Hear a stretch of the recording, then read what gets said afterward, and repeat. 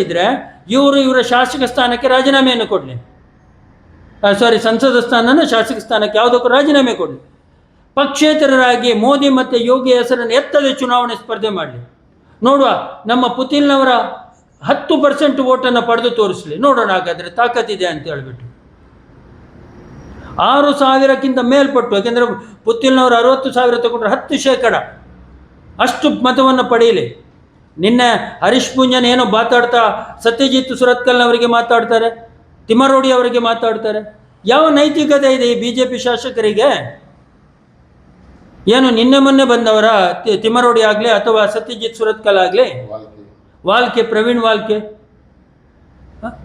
ಇಡೀ ಭಾರತೀಯ ಜನತಾ ಪಕ್ಷವನ್ನು ಕಟ್ಟಿ ಬೆಳೆಸೋದ್ರೊಳಗೆ ಇವರ ಪಾತ್ರ ಏನಿತ್ತು? ಎಲ್ಲಿದ್ರು ಇವರು? ಹೈಕೋರ್ಟ್ ಲಾಯರ್ ಆಗಿ ವಕೀಲಗಿರಿ ಮಾಡ್ತಾ ಇದ್ರಲ್ಲ.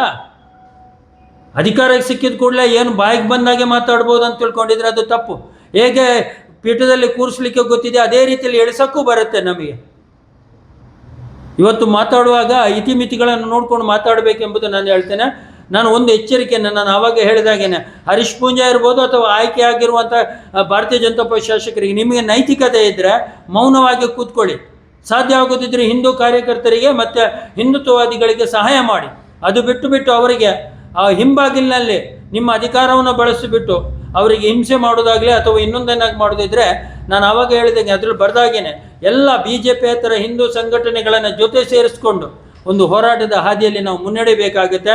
ಅದು ನಿಮಗೆ ಮುಂದಿನ ದಿನಗಳಲ್ಲಿ ಭಾಳ ಕಷ್ಟ ಆಗ್ಬೋಗುತ್ತೆ. 2024ಕ್ಕೆ ಲೋಕಸಭಾ ಚುನಾವಣೆ ಇದೆ.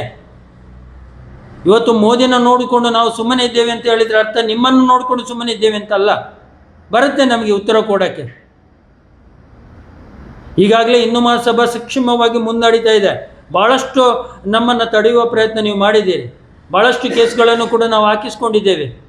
ಹೋರಾಟದ ಹಾದಿಯಲ್ಲಿ ಕೇಸು, ಹೊಡೆದಾಟ, ಬಡದಾಟ ಇದೆಲ್ಲ ಮಾಮೂಲಿ ನಡೀತಾ ಇರ್ತದೆ.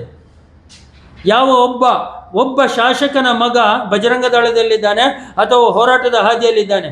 ಯಾವ ಒಬ್ಬ ಮಂತ್ರಿಯ ಮಗ ಹೋರಾಟದ ಹಾದಿಯಲ್ಲಿದ್ದಾನೆ? ತೋರಿಸಿ ನೋಡ. ಯಾರೋ ಪಾಪ ಬಡಪಾಯಿ ತಾಯಿಯ ಮಕ್ಕಳು ನಿಮಗೆ ಸ್ನಾನ ಮಾಡಿಕೊಟ್ಟ ಕೂಡಲೇ, ನೀವು ಪೀಠದಲ್ಲಿ ಕೂತ ಕೂಡಲೇ ನಿಮಗೆಲ್ಲ ಮರ್ತು ಹೋಗ್ಬಿಡುತ್ತೆ ಅಲ್ಲ. ಅದರಿಂದ ಎಚ್ಚರಿಕೆ ಇರಲಿ. ಈ ಮೂಲಕ ಈ ಹುಡುಗರಿಗೆ ಏನು ನ್ಯಾಯ ಸಿಕ್ಕಿಲ್ವೋ ಅದನ್ನು ನ್ಯಾಯ ಕೊಡಿಸ್ತೇವೆ ನಾವು. ನಾನು ಈ ಮೂಲಕ ಎಚ್ಚರಿಕೆಯನ್ನು ಕೊಡ್ತಾ ಇದ್ದೇನೆ. DYSPಯನ್ನು ಕೂಡಲೇ ಸಸ್ಪೆಂಡ್ ಮಾಡಬೇಕು. ಇಲ್ಲ ಅಂತಾದರೆ ನಾವು ನ್ಯಾಯಾಲಯದಲ್ಲಿ ಇದರ ಬಗ್ಗೆ ಪ್ರಶ್ನೆ ಮಾಡ್ತೇವೆ. ಮತ್ತು SP ಅವರಿಗೆ ಕೂಡ ಮುಂದಿನ ದಿನದಲ್ಲಿ ನಾನು ಪತ್ರವನ್ನು ಕೊಡ್ತೇನೆ, ಅವ್ರನ್ನ ಕೂಡಲೇ ಸಸ್ಪೆಂಡ್ ಮಾಡಬೇಕಂತ. ಹಾಗೆ ಬೆಳ್ತಂಗಡಿ ತಾಲೂಕಿನ ಅಧ್ಯಕ್ಷರು ಒಂದೆರಡು ಮಾತನ್ನು ಆಡಬೇಕಂತ ನಾನು ಈ ಮೂಲಕ ವಿನಂತಿ